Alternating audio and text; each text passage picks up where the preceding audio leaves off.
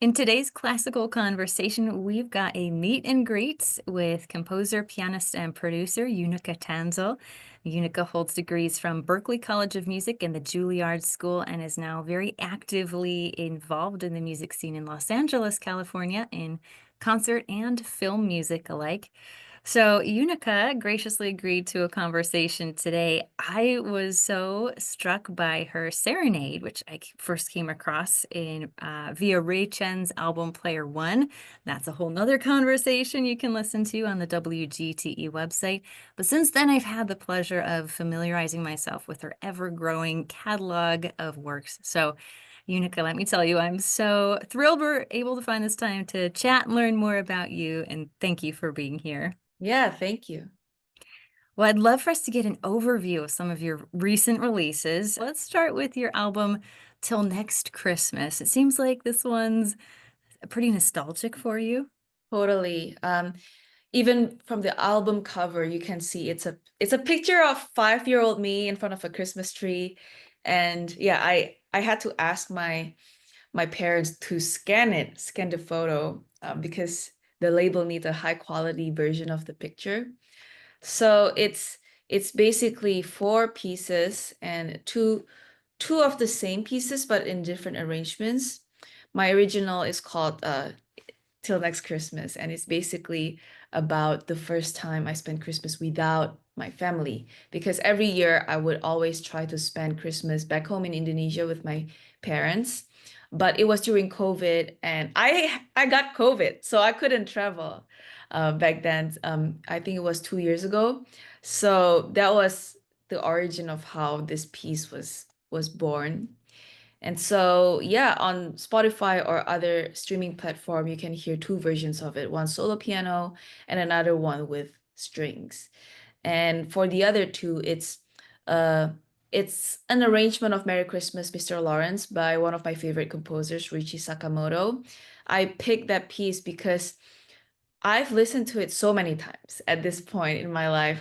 Since I was a kid, there was one of my favorite Christmas tracks, and so to me, it's like paying homage to the composer who I look up to and who influenced me the most, um, Richie Sakamoto, Joe Hisaishi, and I just love incorporating the strings into any of my arrangements. So for that one, I also have two versions, which is the piano solo version and piano with strings. How do you feel like the piano solo versions and the strings versions complement each other? Because they each kind of bring a different dynamic to the music. Totally. I think the version with the strings, it gives a more nostalgic feel because I also insert a little bit of vinyl sound in the audio track. It's like the beginning of it, you can hear it as if it's played on a record player. Totally different vibe from the piano solo version. The piano solo version, it makes you feel like, oh, there's a pianist who sit right next to you, and even the mix is also very different. It's way closer compared to the one with strings.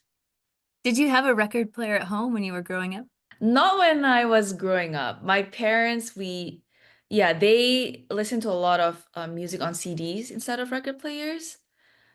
So yeah, I only got into collecting records once I moved to LA. Me and my parents and my brother, we're such a musical family. So my dad sells pianos, so we have a bunch of pianos at home, and we would just play music together. My brother is also a pianist. He's a grad student at Eastman at the moment. So all three of us, we would just jam. And I know, like three people playing three different pianos at the same time. It sounds like a lot, but it's actually a lot of fun. That's something that I miss a lot. Yeah. Well, you have had a busy year. It looks like you've had several singles released and projects that you've been working on. Could you give us like a snapshot of some of those other works? The first project or single, I guess, that I ever released in my life as an artist was actually in 2022. No, sorry, 2023. It's called Scenes from a Voyage, and it was before I signed with Deutsche Grammophon, and it's an orchestral piece, cinematic. It's about like 1 minute long. I didn't even plan to release it, but when I released like a short snippet of it on social media, people were like, "Oh, why is this not on Spotify? We want to listen to it." So I release it out of what people want and what the fans really enjoy.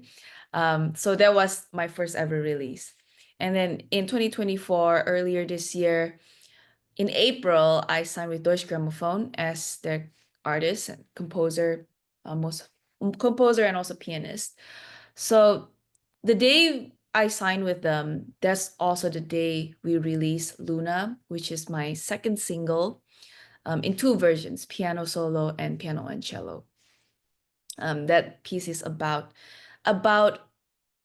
um solitude, and it's like, describing us, how humanity relates to the moon. And yeah, I composed that in 2018 when I was a student at Berkeley. A lot of the pieces that I wrote, it's been written before. It's not that recent, but it's only now that it's available online for people to listen to. And I think it's still relatable to people. And then after that, I released another single called Be My Home. And for me personally, it's one of my favorite releases of this year. It has such a special place in my heart because when I wrote this, it's recent. I was thinking a lot about, my journey, how I got here. I was moving from one city to another. From Sumatra, I moved to Boston and then LA and then New York and then back to LA again. And each time I move, I ask myself if this is going to be my new home. And I'm sure a lot of you guys who listen to this right now relate to that. So yeah, that piece was born out of that yearning and longing feel of, is this going to my new home? How long will I live here? How long will I stay here? And yeah, that one so far has the most streams. I'm just very, very lucky that people uh, resonate with the piece. And then after that one, one of the most exciting collabs that I've had so far is with Ray Chen. We released this track called Serenade, which is part of his album. The story behind that was he just DM'd me on Instagram and we just started hanging out when he was visiting LA. We had Korean barbecue. It was so funny.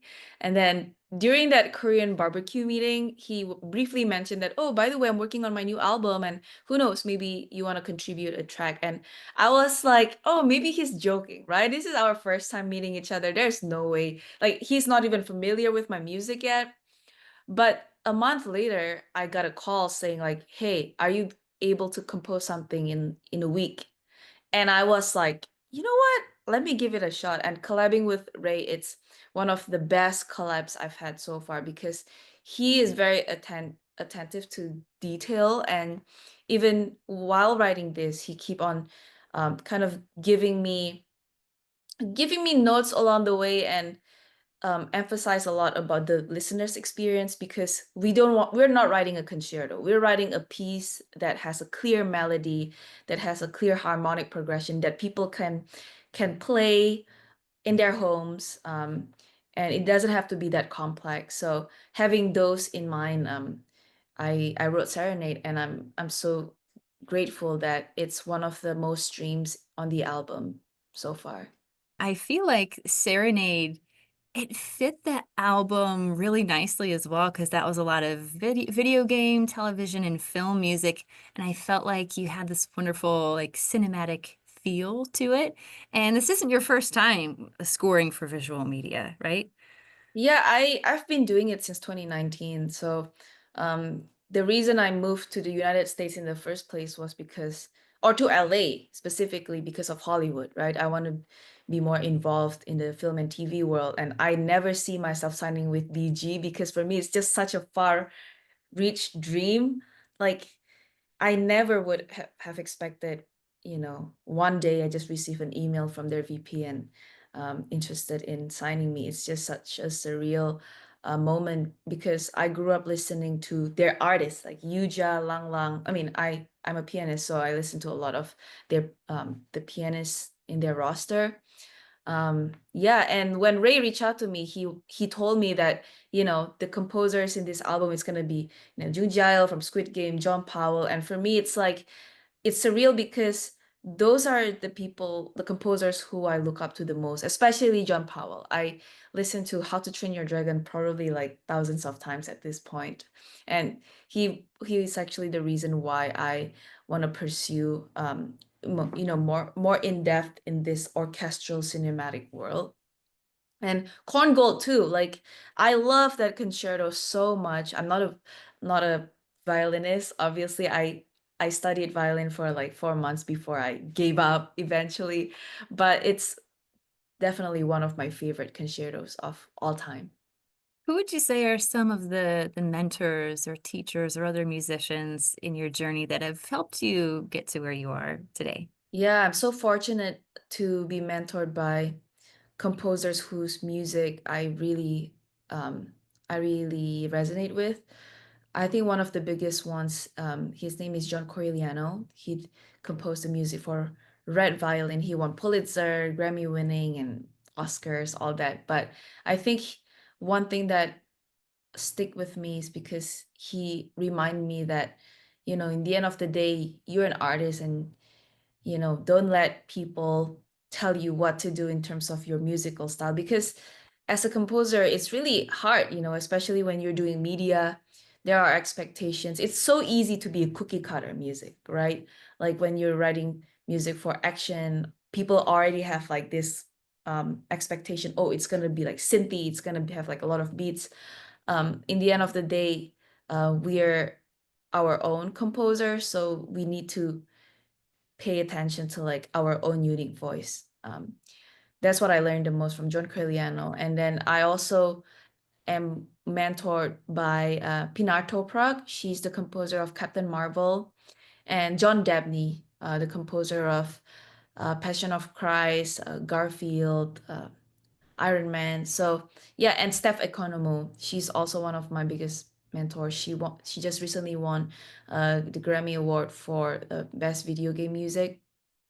um, yeah, really, really grateful to be mentored by them. As you are finding your compositional voice, I mean, I know it's a lifelong journey for an artist, of course, but do you see yourself specializing in any particular area, be it film or concert music, or do you kind of like being a jack of all trades? I resonate a lot towards storytelling. So even if it's concert music or let's say operas, right? There's a story to it. And when I was growing up, I loved both storytelling and music. I compete in both, but it just turned out that my um, musical talent is way more prominent than my storytelling, um, like writing short stories and all that. So for me, I'm always eager to open to any opportunities that has an opportunity that for me to showcase my storytelling skills through music and tell stories that resonate with people. And I also love collaborating with people, directors, librettists, artists, even contributing a string arrangement or producing Leve, if you know, one of my favorite singers who just won a Grammy. To me, I know the things that I resonate with more. For instance, I would rather compose for a film rather than a trailer or a game because for me it's the sense of like, oh, we're all in this together, and it's such a there's a fulfillment that I can't really describe. Once the film project ends and you see your name on the screen and you go to the premiere, there's something really special about that. With concert music too, I had three premieres this year, of two orchestral pieces with Indianapolis Symphony and Jakarta Symphony Orchestra, and a saxophone concerto that I just premiered with Harrisburg Symphony. There is a sense of like, oh my gosh, you've been writing this piece for 10 months and finally seeing it come to life and collaborating with incredible conductor soloists. It's just, for me, that's what keeps me going as a composer.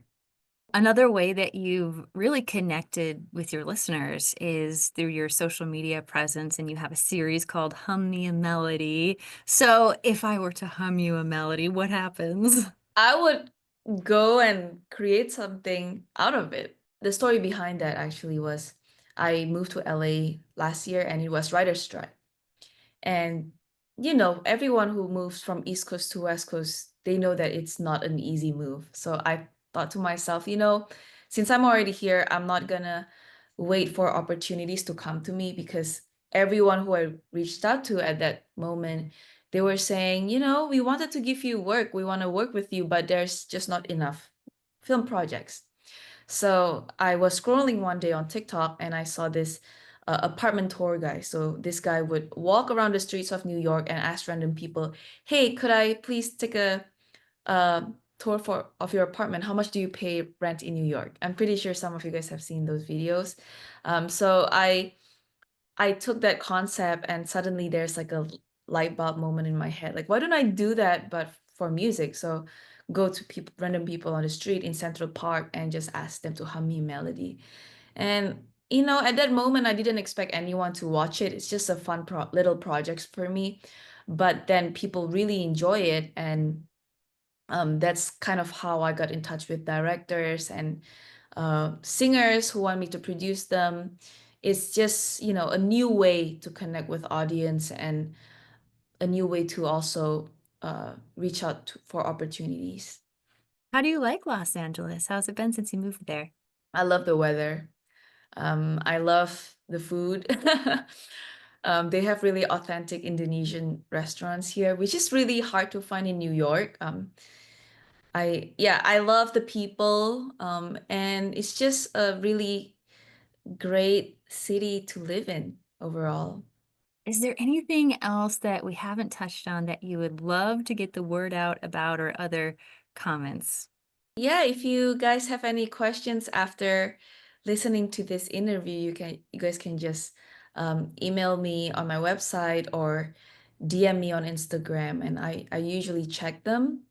And if you want to play some of the pieces that we mentioned earlier, like Till Next Christmas or Serenade, I had like an arrangement of the violin and piano version and piano solo version, so you guys can check out the sheet music on my website too. Unica, thank you for the conversation. I imagine we might cross paths again here in the future, so I won't say goodbye, but I'll say till next time. Yeah, thank you. My pleasure. Thank you for having me.